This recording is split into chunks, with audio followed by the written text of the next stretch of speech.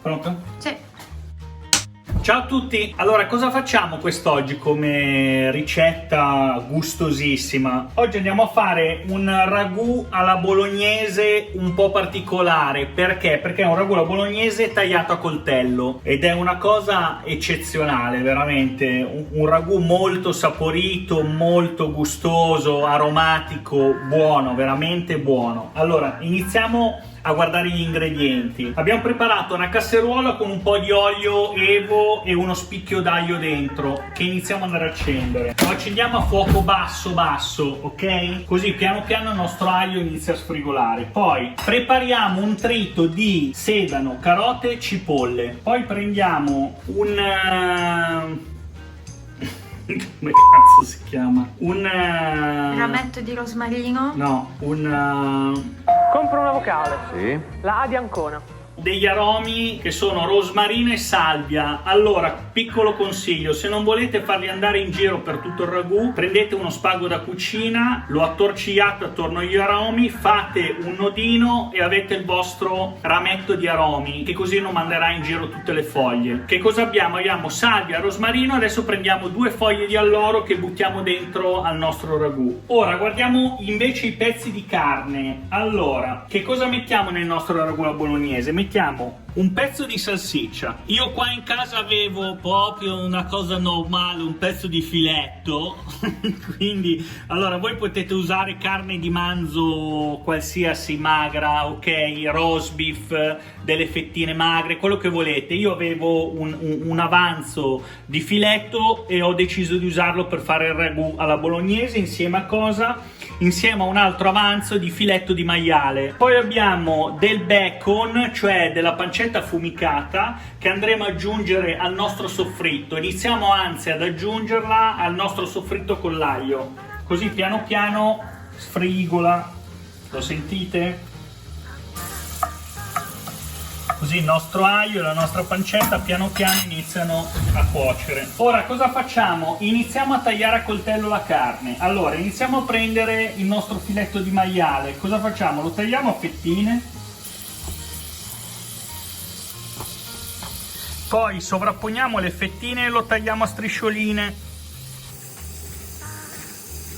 Il più sottili possibile, perché più saranno sottili più il nostro ragù sarà buono. Poi iniziamo a tagliarlo a pezzettini, a dadini, ok? Piccolissimi.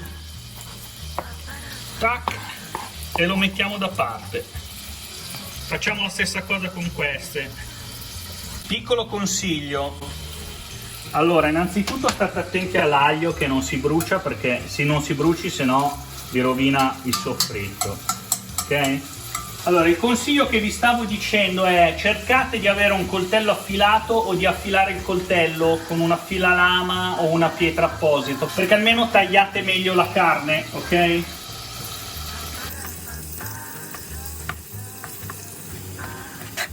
Allora, nel frattempo buttiamo il nostro rametto di rosmarino e salvia. Vedete che la pancetta è bella rosolata. Iniziamo a buttare il soffritto. Allora, siccome è già tutto molto saporito, un pizzico piccolissimo di sale sopra la verdura, niente di più, ok? Perché poi aggiungeremo anche il brodo. Allora, intanto facciamo soffriggere la nostra verdura. Allora, andiamo a... cosa facciamo con la salsiccia? Togliamo la pelle e poi gli diamo giusto una schiacciata a coltello, per dividerla bene, ok? In modo che poi dentro il nostro ragù si sgretoli bene. Poi mettiamo un po' tutto insieme e gli diamo una ripassata.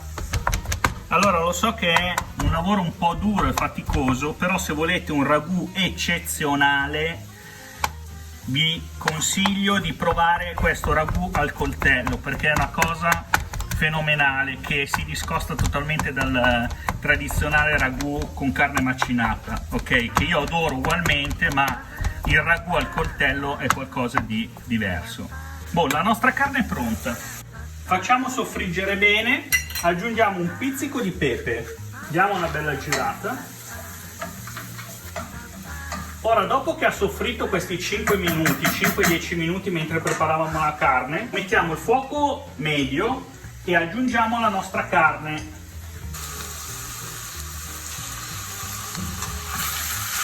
Diamogli una bella girata e aggiungiamo un po' di olio, perché se asciutta ovviamente si attacca.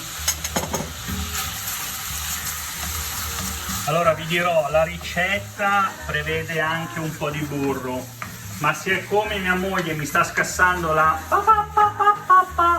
per il burro, ogni tanto dove posso cerco di non metterlo, quindi in questo caso usiamo l'olio extravergine di oliva che fa bene al cuore, giusto amore? Giusto, bravo.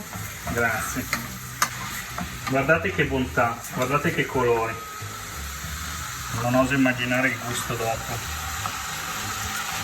Allora, siccome questo ragù deve addensare, abbiamo bisogno della farina, ma se aggiungessimo la farina in questo momento è facile che poi si formino i grumi. Allora ci sono due soluzioni: prendiamo una ciotolina, mettiamo un po' di farina, un po' di brodo, lo giriamo bene bene in modo da addensarla e poi la versiamo dentro il nostro ragù. Oppure, che è una cosa che mi piace molto ma non farò in questo caso, ma a volte la faccio, prendiamo un po' di burro rammollito, gli mettiamo sopra un po' di farina, amalgamiamo con una forchetta e andiamo a formare questa sorta di burro infarinato, ok? Che ci consentirà di addensare il nostro sugo aggiungendolo al nostro appunto ragù. Allora in questo caso prendiamo un po' di brodo, un po' di farina.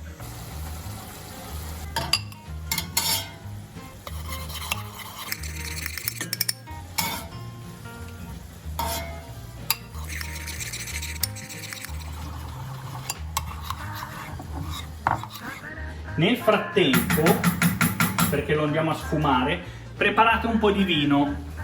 Oltre al fatto di bere un ottimo rosso insieme al nostro ragù, perché la morte è sua, noi in questo caso andremo a aprire un Syrah Merlot francese. Questo qua ad esempio è un ottimo vino, costa pochissimo, una riserva. Cosa ci serve? Ci servirà per sfumare il nostro ragù di carne e farlo diventare appunto un po' più rosso, perché lo andiamo a sfumare appunto con il vino rosso e non con il vino bianco. Ok, quindi fuoco medio, andiamo a sfumare senza esagerare, proprio un goccio.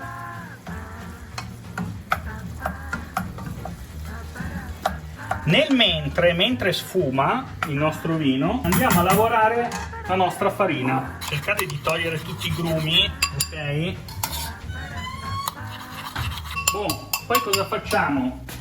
Per evitare che rimanga qualche grumo, prendiamo un colino e lo versiamo dentro al nostro ragù. Iniziamo a girarlo e aggiungiamo il brodo, andiamo a ricoprire quasi completamente il nostro ragù, che andrà a cuocere per circa mezz'oretta.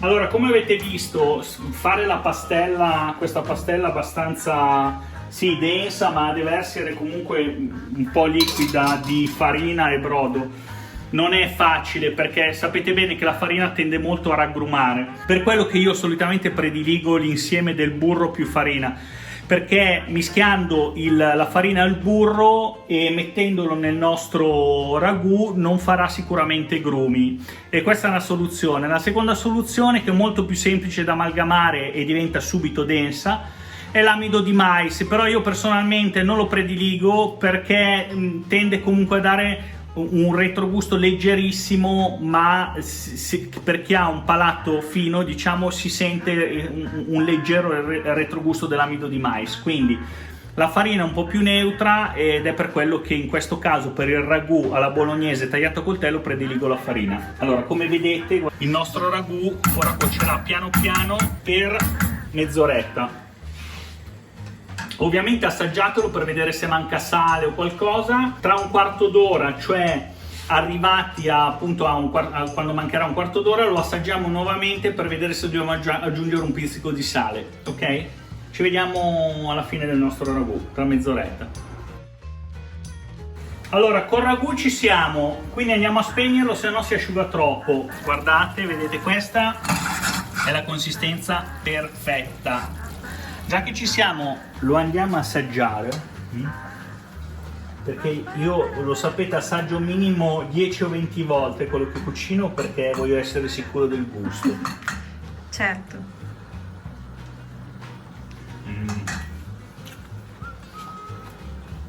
Allora, ovviamente a chi non piace la carne non c'è nulla da dire, ma a chi piace la carne e il ragù in particolare, io vi sfido a dire che questo ragù non è eccezionale, è fantastico. Allora, andiamo a questo punto a mettere i nostri maccheroni direttamente nel sugo. Andiamo a impiattare.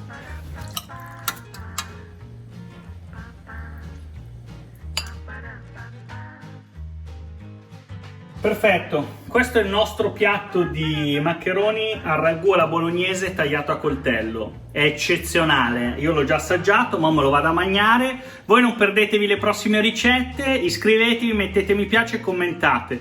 Ciao a tutti!